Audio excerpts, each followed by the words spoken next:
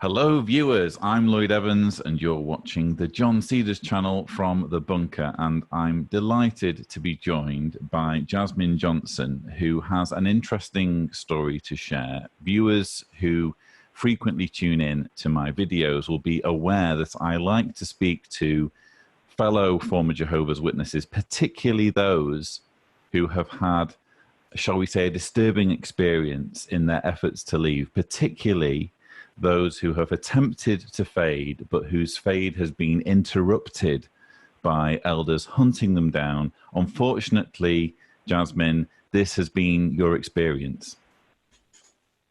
Yes, it has, and thank you for having me. Well, it's a pleasure to have you here, and I realize you fitted me in with a rather tight schedule, so it's very kind of you to do that. So perhaps if we go back a little bit, how did you get involved with Witnesses to begin with? Well, my mother got a knock at the door when she was pregnant with me, and so I was pretty much born into it. She got baptized when I was about a year old. Sure. And what are your earliest recollections? My earliest recollections are, I seem to have memories of being in a stroller in New York City going out in service. I seem to remember that. So I have recollections from like age 4 or 5 years old. I gave my first talk at 6, so I was doing it from pretty much from infancy, just the way that they train you. So I was going out in service with my mom. I remember answering at meetings, the simple Jehovah, Jesus, until, the answers got a little bit better and I was reading, and then, went from there. Sure. And do you have good memories from that period? Is there something positive, do you feel, from your time as a witness? I don't have horrible memories about the preaching and that. I wouldn't say that I enjoyed it because I didn't, but it was all I knew.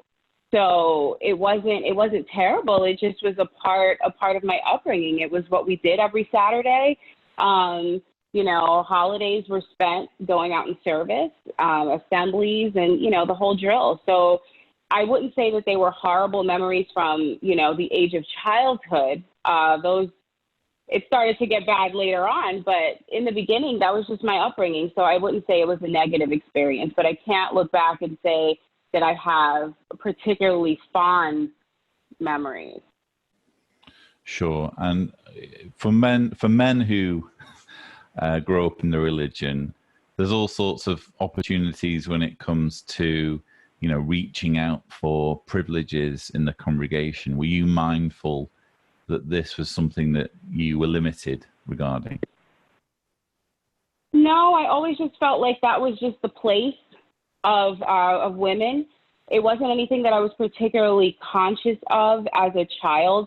I did have the opportunity to actually do a photo shoot for the Watchtower. So I got picked to do a magazine cover back in the 90s. I would say I was about 10 years old, and the cover actually made it to a couple of countries in Africa.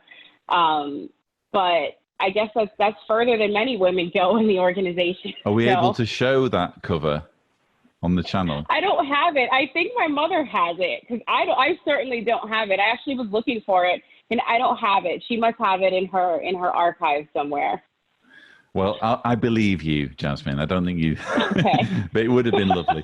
But wow, I wish I could say that Watchtower approached me for a photo shoot, but unfortunately that never happened, unless you count my MTS photo. So, so when did things start to be less pleasant for you? I would say when I started high school as a teenager, I had some doubts. But I always, up until like pretty much the time I left, I thought it was the truth. I just didn't know that I could conform to the standards. I wanted a more normal life, to be able to hang out with friends from school, to be able to do extracurricular activities.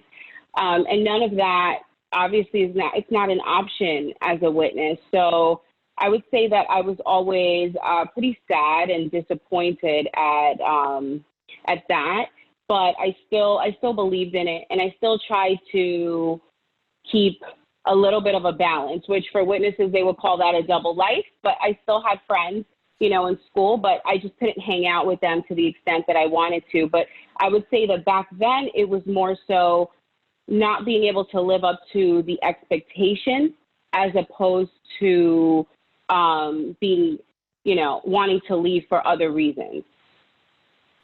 Right. So you didn't feel as a witness that you were fitting the bill or doing what was expected of you? Well, that, and more so, I didn't feel at that time that I wanted to. I felt like I just wanted to live a normal life. And, when I was a younger teen, or, 9, 10, 11, and 12, there were higher expectations of me. I was baptized at a young age. I got baptized at 11. And so, and I actually, I gave assembly parts. I was one of those kids who did that. So going into high school, that expectation to live up to those standards was still there. And it wasn't the same at that point. So up to around 11, you were quite far into it, but high school, things started to unravel a little bit. Would that be fair? Yes. Okay. And so how did things kind of turn out on the whole dating front? Because that's something that young witnesses really do grapple with, isn't it? They're under so many different restrictions. Did that kind of affect you in any way? I would say it did. I really couldn't date publicly, so everything that I did as a teenager was in secret, which ultimately led to a judicial committee at 17. That is not an enviable situation for a 17-year-old girl to be in when she's hauled in front of 3 guys who are asking potentially inappropriate questions. Was it a difficult experience for you? It was a difficult experience. Not only were there 3 men that I had to, speak to in detail, my parents were there. My stepdad is an elder, and he was an elder then. So, they were privy to being a part of that meeting. I was okay with my mom being there because I had already told her everything that had been going on. But, you kind of don't want to sit there and, tell all those details in front of your father. And also 3 men that you really don't know. I would say that was one of the most traumatic experiences of my life.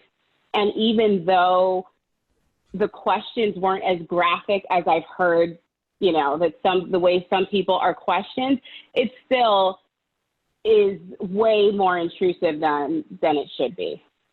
And what was the end product of that judicial committee? I got privately reproved. So my privileges were taken away. They were taken away for a while. I would say it was a good year and a half. So I think it looked like it could have possibly gone into being disfellowshipped, but maybe they showed me mercy because my stepdad was an elder. I don't know. But, sometimes elders' kids do get somewhat lucky, if you could even call it that. Yeah, it would be interesting to kind of run a parallel kind of experiment without the elder stepdad in the equation and see how things would have panned out. So you finally kind of have your restrictions lifted at around the age of 18. What happens from there? Are you then kind of starting out with a clean slate and trying to make the most of your life as a witness? I would say so. I was pretty content with my life at that point. I accepted that I was going to be a witness, and that was just the way that things were going to go. I had a pretty good group of friends who weren't so uptight, so it didn't feel so restrictive. I pretty much got to do everything that I wanted to do, so I didn't feel overly restricted. So at that point, after the restrictions were lifted, I was okay. Sure. And in terms of your relationships and your experience within the organization, how long did this kind of easy period go on for before trouble reared its head again? Well, at the age of 21, I met a guy who eventually became he's now my ex-husband, but I met him and we dated, and we got married when I was 23 years old. Many have the same experience that I do, that a lot of witness marriages are not very happy. We had a lot of young couples in the congregation, so I feel like that kind of kept us going. There were a lot of social activities and social outings, but as far as our relationship, I could see pretty early on that it wasn't one that I was going to be happy in. And then I would say maybe 4 years into our marriage is when I started to have strong doubts. Strong doubts about the relationship? The organization. Oh, the organization. The relationship, the organization and the relationship. But I just accepted that this was the person I was going to be with. So I was able to kind of put that to the side, but I started to have doubts about the organization. And what kind of led to these doubts? Are you able to kind of flesh out what some of these doubts were? One of the big doubts for me was always the blood doctrine. It never made sense to me how, blood fractions were suddenly allowed when they were at first forbidden. And also, it didn't make sense for me how the organization couldn't account for all the lives that were lost prior to blood fractions now being allowed. So at that point, when I was having doubts, I expressed them to my then husband, and his initial reaction was, "Oh, gotta call the elders." And so that was where that led. The elders actually came to my house and had a shepherding call with me to try to alleviate some of those doubts. So let me get this straight. You have doubts about the blood doctrine that are quite well justified, because again, you had the change in 2000 where fractions were suddenly allowed, and you're thinking, well, hold on, what about all these people who died thinking that you couldn't have fractions and now they're allowed? And you go to your husband about this, and instead of saying, let's sit down, Jasmine, and see what the publications have to say and try and reason this through, his first reaction is, I'm calling the elders. Yes, that's exactly how it went. Good grief. And so, how did it go with the elders? I can honestly say that the elders I had were very kind, and they came from a good place. They really did their best to try to make sure that I felt better after the conversation, but it still left a lot of unanswered questions. Basically, the end of the conversation was, don't beat yourself up for not having an appreciation for all of Jehovah's provisions. That was basically the resolution to it, but there was no answer, obviously, because they couldn't give me an answer as to, to alleviate my doubt. You were relieved that you could at least stop beating yourself up, because apparently you'd been doing that beforehand. Yeah. Yeah, right. Exactly. I was let off the hook. Good grief. Okay. So you're in what I'm assuming you're telling me is an unhappy marriage, in which you have doubts about the relationship and your religion. And you've had a fairly close run-in, but the elders are kind of not giving you too many problems. What happened next? I would say that I did my best to push the doubts out of my mind, even though they never went away. I did my best to put them out of my mind, because I realized if I was going to stay in this relationship, that being a witness really was the only option. And so I just tried to put those out of my mind for a while. And did that work? No. Okay. It didn't. It didn't work. And actually, the blood doctrine actually reared its head a couple years after that. When my best friend gave birth to her son, she lost quite a bit of blood, and she needed blood, and almost left her son without a mother because she was holding strong to the no blood doctrine. It was even to the point where I went to her hospital room and I closed the door and I said, listen, if I'm a match for your blood type, no one needs to know, but your son deserves to have a mother. Please don't leave him. And she said, I can't take the blood. And so for me, that was one of the biggest factors in me deciding this is not something that I could be a part of. What if I was in this situation? Would my family just sit around and let me die? Like, I didn't know, and I had uncertainty, but I also had uncertainty as to, well, how am I going to leave? Even though I wanted to, and I knew at that point it wasn't for me, I still hadn't figured out how I was going to be able to go ahead and leave the organization and still try to keep my life somewhat intact.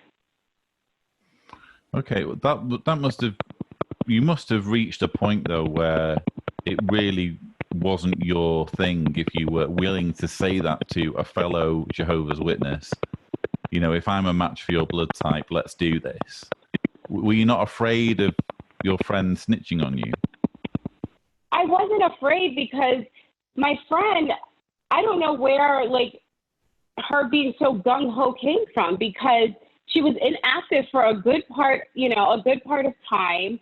And I never knew her to be super spiritual. So I didn't have a fear that she was going to snitch on me. And quite frankly, I was surprised that she was taking such a strong stance in the situation that she was in.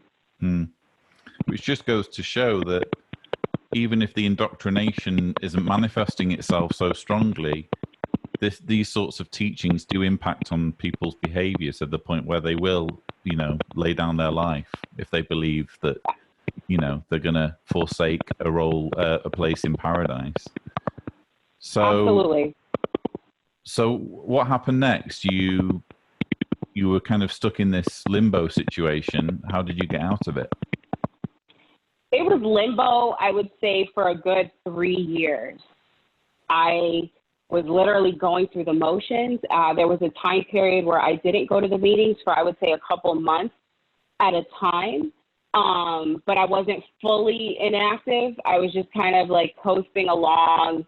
People would inquire about me as to how I was doing. And then it got to a point where, when I did decide to try to go back to the meetings, it was pretty much like, it was unbearable. It was like I couldn't sit through a 2-hour meeting. I would try to hold someone's baby or, go to the bathroom 3 times and just try to get myself together or leave early. Suddenly I was sick or, I had to work late for the weeknight meeting. So excuses became more and more. And I feel like my ex-husband knew, but he didn't want to go through that experience again with, the elders and stuff. And so he just kind of, just kept his mouth shut. And I'm pretty sure he was questioned. And I to this day don't know, the things that, he communicated to them.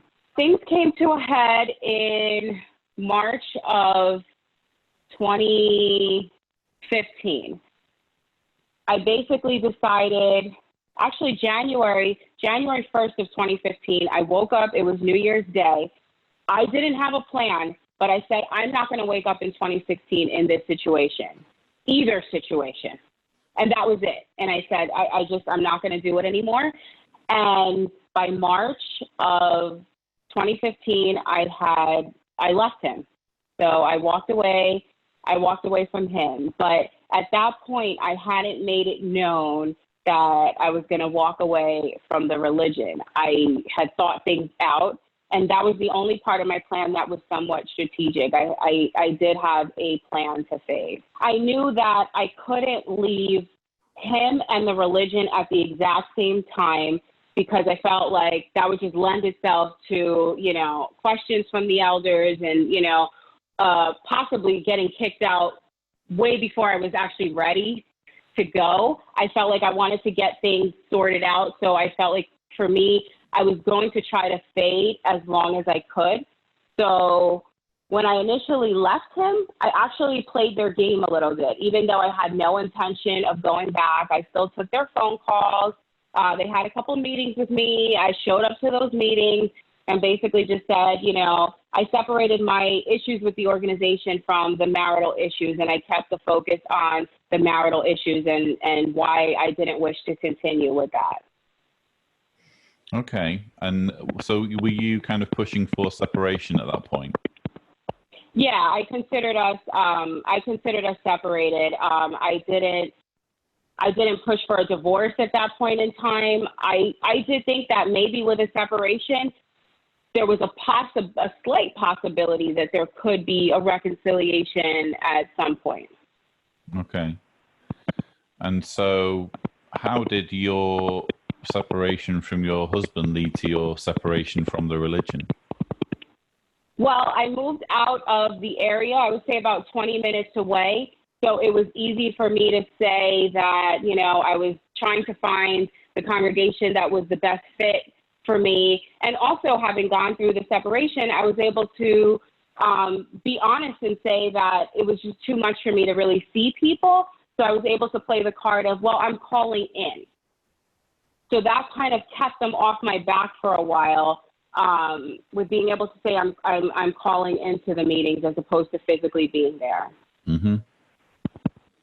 So that bought you some time, but yeah. Did there come a point where the doubts reemerged, or you thought, no, I need to break completely from this? Yes, around that time, I think was when the Australian Royal Commission, the proceedings were airing live, and I remember that he and I were not together, so I was definitely separated from him. And I remember watching the proceedings and just being like, this can't be real. Like, I mean, I had heard about the issues with the pedophilia, so I was already fully aware of that. But to actually hear one of their leaders lie the way that they did on the stand, it blew me away. And I actually had reached out to my mother at that point, and I just asked her, I said, Mom, have you heard anything about what's going on in Australia and the court proceedings? And it was just like, no. And she didn't even seem particularly concerned that there was information that was being withheld from the members. I said, it's not on jw.org. Like, why don't you seem to care about this? And she's like, it's basically the whole leave it in Jehovah's hands answer that I got from her. But she did call me back and she said, this seems to be something that you feel really strongly about. Did something happen to you? And I said, no, it didn't happen to me, but it's happened to so many others. And if I ever have children, this could happen to them. So I do feel I'm very concerned. It didn't really go anywhere past that with her, though. That's interesting. So you can't be concerned about the welfare and safety of children, at least in your mum's mind, unless it's because something's happened to you and it's all about you. So, okay. Right. So obviously that must have been a huge hammer blow to your faith. At what point did you stop calling into meetings? Or was that the reason why you stopped calling in? No, I stopped calling in. I say I called into maybe a few meetings after having separated myself from my ex. Just to be clear to viewers who don't know about Jehovah's Witness terminology, when we say calling in, we mean phoning into the meeting to listen to the meeting over the phone. So yeah. That was your way of maintaining some kind of link with the congregation. Yeah. Right, and I didn't even stay on the phone the whole time. It was more so just so that if they were taking any kind of records or attendance, I was there, and they were able to leave me alone for a while. Okay, it was part of your fading strategy. Yes. And when did the fading encompass the calling in? I would say that stopped after a good 2 months or so. That part didn't go on for very long. I just couldn't. I couldn't stomach anything related to Jehovah's Witnesses, so that's at the point where I really distanced myself with accepting phone calls. I started blocking numbers. So I really tried to just move away from that entire situation. After I stopped calling in and pretty much decided to distance myself, I faded for a good 2 years. With just being under the radar and no one really looking for me. I wasn't running into anyone that I knew. At that point, I had already gotten a legal divorce from my ex-husband. We got divorced in 2016. And then shortly after I got divorced, I met my now fiance. And shortly after that, we found out that we were expecting a daughter together. And so I did the courteous thing of letting my parents know. My parents were Jehovah's Witnesses, but in a congregation maybe 45 minutes or an hour away from where I lived. I actually had a face-to-face conversation with my mother. I told her I was in a relationship and that I was going to be a mother. And I did share that with them. But at that point, things were still okay and pretty calm. It actually seemed at that point that my parents were going to be, at least my mother was going to be somewhat supportive because there had been no decisions made at that point where certain things had to be enforced, such as shunning or anything like that. So at that point, it seemed like she was going to be somewhat supportive of me. But most of my pregnancy, she didn't reach out to me. I didn't hear from her. At one point, she did reach out and say, and tell me that I needed to let the elders know what was going on. And I said, look, I don't have any intentions of doing that. I haven't been around the organization in 2 years. I don't see the need for that. And she said, well, if you don't, then we're going to have to do that. And so that's what they did. But I guess they tried to be easy on me because my parents spoke to the elders, but they said, please don't bother her right now because she's pregnant and we don't want her to be stressed out. So there was a level of compassion there. But I had actually, shortly after I had my daughter, I had looked and there was a message from one of the elders. I must have been about 8 months pregnant at that point, saying that it was urgent that I contact him. It had gone into my blocked messages, so I didn't see it. And then had my daughter in March of 2017, and I would say 2 months later, I get a random knock on my door on a Sunday afternoon. And there was an intercom system at the building that I lived at. So I said, who is it? And I recognized the voice immediately. You know, they said Jehovah's Witnesses, and they identified their names. And they were two elders that I was very familiar with and particularly fond of. Had spent time with them socially and, you know, didn't have any issues with them. But my first thought was, well, how did you find me? Because I didn't give you my address. And I knew my mom had my address, but she had somewhat been protective of me, so I really didn't believe that it was her who gave it. So I asked them, I said, how did you get, you know, I didn't ask them. I asked her, I said, did you give them my address? She's like, no, I wouldn't do that. Whether that was theocratic warfare or not, I don't know. But it's also not that difficult to obtain the address of someone that you're looking for. So even if she didn't give it to them, I believe that they probably stalked me a little bit on the internet to find out where I was currently living. So either your mother lied to you about passing on your personal details against your will, or your elders obtained that information again against your will. Yeah. Yeah. Okay.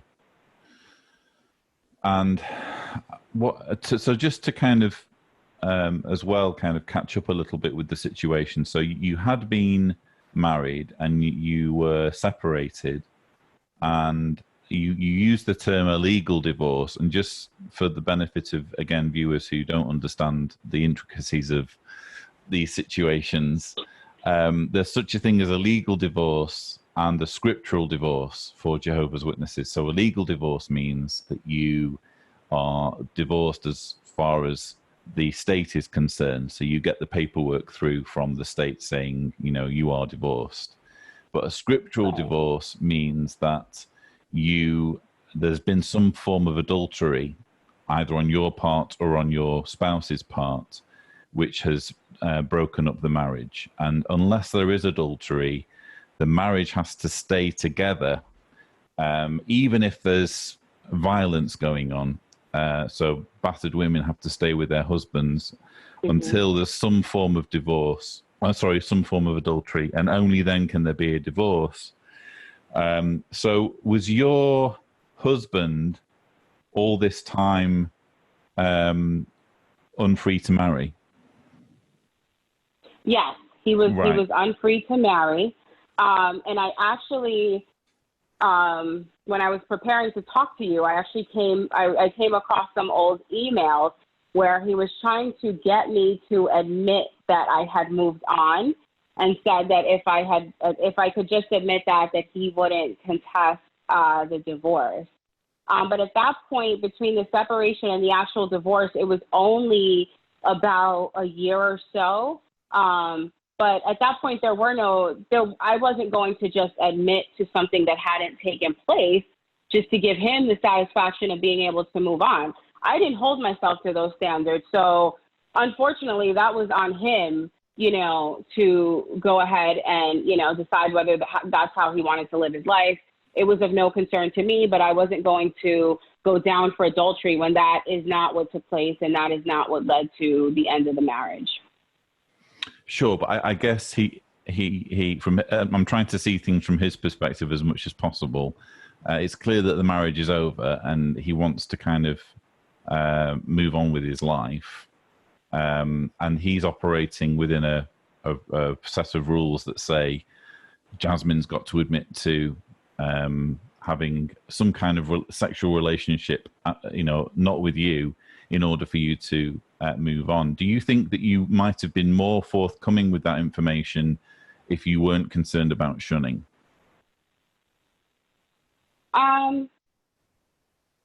Well, like I said, at that point, there was nothing that had taken place. I met my fiance after we were legally divorced, but even at that point, I wasn't forthcoming with the information. But I would agree that if there were no implications for shunning, I'd say, hey, you know what? We're legally divorced. Now you have your scriptural divorce, you know, go ahead, you know, Sure. And yeah. So in a way, the whole shunning thing has impacted on your husband as well, because if it weren't for the fact that you were desperately trying to hold on to some kind of relationship with your mum or with your parents, things might have turned out very differently. Right. He might have been able to go ahead and move on with his life a little bit quicker. Sure. So it's safe to say that the elders are jumping through hoops to track you down and find out about your personal life. Was this the only visit that they made? That was the only visit that they made. At that point, I realized that, you know, my fade was being interrupted, and that the next step for them, because I didn't speak with them that day. My then boyfriend told them not to come up through the intercom, and that was it. There was no further communication after that. But I said, the next communication from them is going to be a letter. They're, you know, they already know what the situation is. One of my neighbors, like, inadvertently just mentioned to them in passing that, yes, they live upstairs together. And it wasn't anything malicious. They had no idea what was going on. You know, it was a simple inquiry, but it was confirmed for them. And also, you know, my parents confirmed for them that I was indeed living with someone and that we did have a child. So there isn't really any need for them to hunt you down, is there? Because they've got all the information they need. Yeah. Yeah. Right. I had it was no secret that I had a child and that I was living with someone. So I just sat and waited for the letter to come, which I knew it was going to come. And it did about 2 weeks later.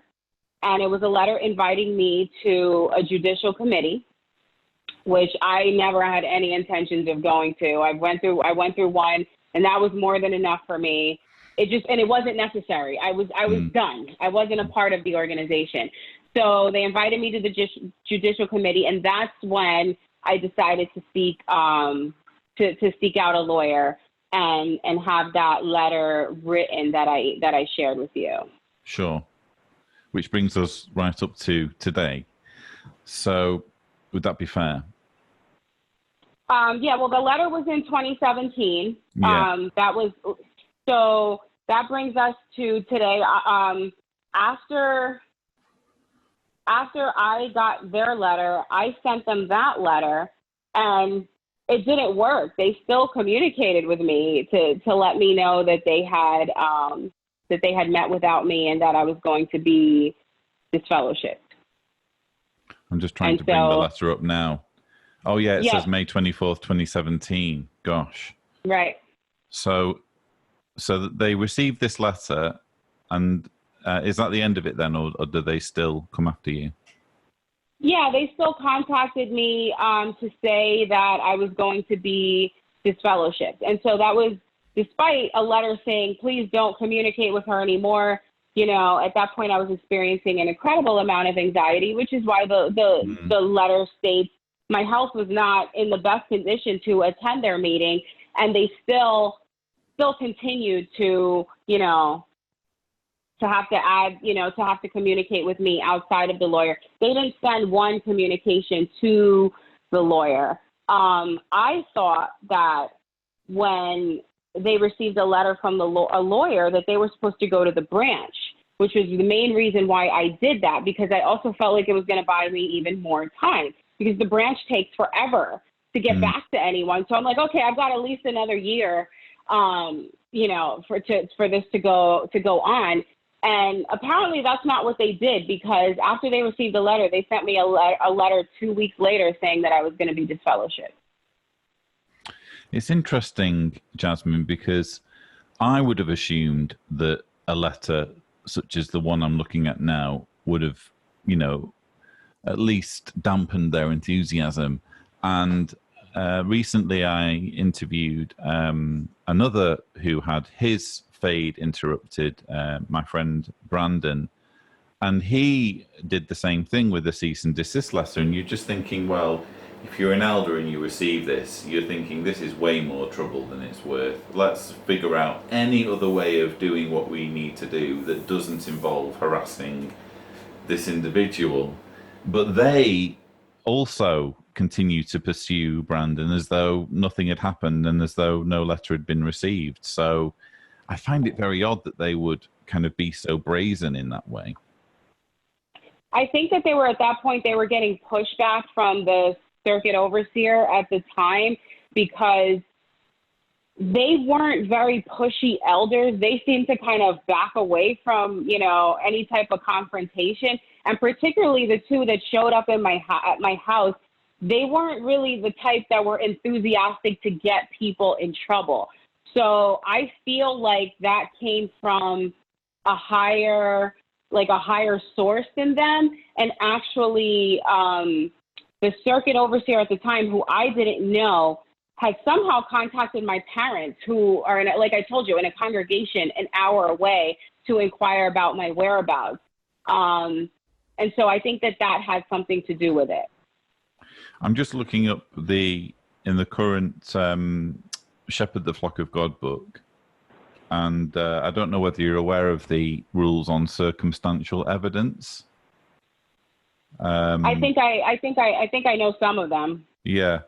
So it says on page, it's in chapter 12.7, strong circumstantial evidence of sexual immorality.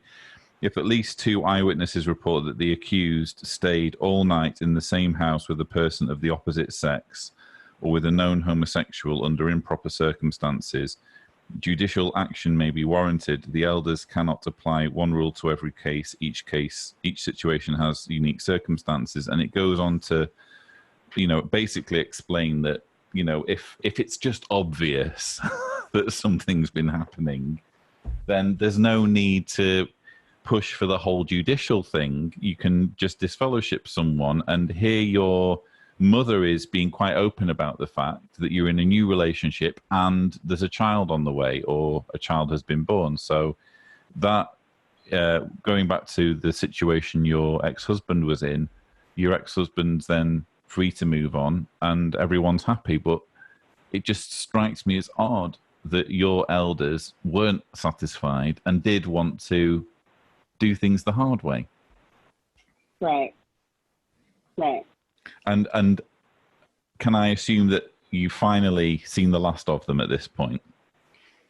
I did see the last of them at this point, and there's been no further communication from them since then. And their last communication was what? Telling you that you were disfellowshipped? Yes, and that I had 7 days to appeal. Sure, which you obviously didn't. No. Okay. So looking back on your experience, would you, do you think that you were dealt with fairly by your congregation? If you're looking at it from the perspective of a witness, they did what they're being told that they have to do. However, I think that if someone has left and it's been a substantial amount of time, that they should be free to go ahead and move on with their life, which is exactly what I was intending to do. I had been gone at that point for 2 years when they decided to come after me and make that decision of disfellowshipping for me. There are actually, again, provisions in the New Shepherd book. I would have to do some research on the Old Shepherd book, but certainly in the New Shepherd book, there are provisions for people who have faded for a long time to kind of not be quite on the radar, as it were, if they're living a life that's sinful and it's not in people's faces. But even in those situations, believing relatives who know what's going on are expected to shun. So, which is really the only reason why you would fade, isn't it? To try and preserve relationships. Otherwise, you're just going to stick it to them, aren't you? Right. So, what's life like on the other side? Would you recommend getting out of the religion to any witnesses who are watching, to perhaps any young women who might relate to being in a loveless marriage that they've kind of got trapped in and they're having doubts? What would be your recommendation based on your experience? Based on my experience is, I would say think everything through. Take your time. Make sure you have your ducks in a row. It's not easy. It wasn't an easy journey, but I will say that it's 100% worth it. My recommendation is, if there are people watching, which there are, that are doubting, explore those doubts. Look into them. Don't go by my word. Don't go by your word. Figure out for yourself, because you have to be the one that lives with whatever comes after. And so you have to be able to convince yourself that this is not for you, but don't let fear, keep you in an unhealthy situation for too long. So take your time, but don't take too much time. But if you can get out, get out. Very wise words, Jasmine. And I'm I'm delighted for you and for your child and for your partner that you've been able to, find life on the other side, because I can only imagine how trapped you must have felt at one point. So you've managed to find your way to freedom, and I know you've already made a few videos on YouTube, which are very impressive. So I will put a link in the description for anyone who wants to check out your channel. But I think it's wonderful that you are not only celebrating your freedom, but also kind of paying it forward and giving advice to others in the same predicament? Well, I'm happy to be able to do that. I know that when I was waking up, watching videos like like this were comforting to me. And your channel was actually one of the first that I came across, and it was comforting to me to know that my feelings were being validated. And if I can provide that for someone else, even just one person, then I feel more than happy with that. I'm absolutely convinced that you will have already helped people on your channel, but yeah, it's almost certain that more people will get helped, or at least I hope that that's true of this interview as well. So again, thank you so much for making the time to speak to me, Jasmine. Thank you very much for having me, Lloyd. So viewers, I hope you've enjoyed this conversation. I know I have. Don't forget to subscribe to the John Cedars channel for more such videos. But for now, thank you so much for watching.